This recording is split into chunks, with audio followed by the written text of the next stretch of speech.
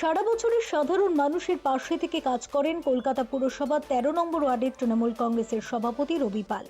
প্রতি বছরের মতো এবছরও উল্টোডাঙ্গা ছাত্র যুব মিলন সমিতির পরিচালনায় সকলের কাছের মানুষ, কাজের মানুষ রবি পালের উদ্যোগে পালিত হলো বর্ষবরণ অনুষ্ঠান। মধ্যরাতে তৃণমূল কংগ্রেসের প্রতিষ্ঠা দিবস উদযাপন। কেক কেটে নতুন বছরকে স্বাগত জানান উপস্থিত বিশিষ্টজনেরা। এলাকার কচিকাচাদের মধ্যে কেক বিতরণ করেন তিনি। পাশাপাশি এলাকার ক্লাবগুলির মধ্যে ফুটবল তুলে দেওয়া হয় রবি পালের উদ্যোগে। সেই সঙ্গে এলাকার প্রান্তিক মানুষদের হাতে কম্বল তুলে দেওয়া হয়।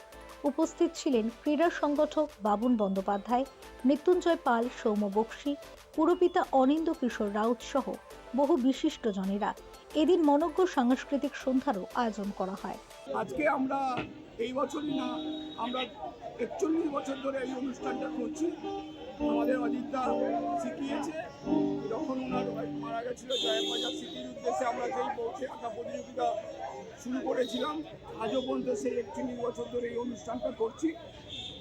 ভালো লাগছে যে আজকে ২০২৫ জন বিদায়, ২০২৫ জনই আমাদের বাচ্চা এসেছে। ২০২৫ বিদায়, আগামী দিনে আমরা ২০২৬কে স্বাগতম জানিয়ে আমরা আজকে রাত্রি ১২টা পর্যন্ত এই অনুষ্ঠান করব। ১২টা একে আমাদের তৃণমূল কংগ্রেসের প্রতিষ্ঠা দিবস, তাই আমরা তৃণমূল কংগ্রেসের প্রতিষ্ঠার আমাদের পতাকা উত্তোলন করব।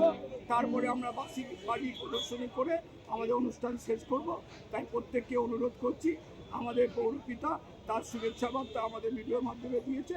আমাদের পক্ষ থেকে প্রত্যেককে শুভেচ্ছা বার্তা যাচ্ছে, যাতে ২৬-এ সকলের ভালো যায় এই কামনা করে আমাদের অনুষ্ঠান।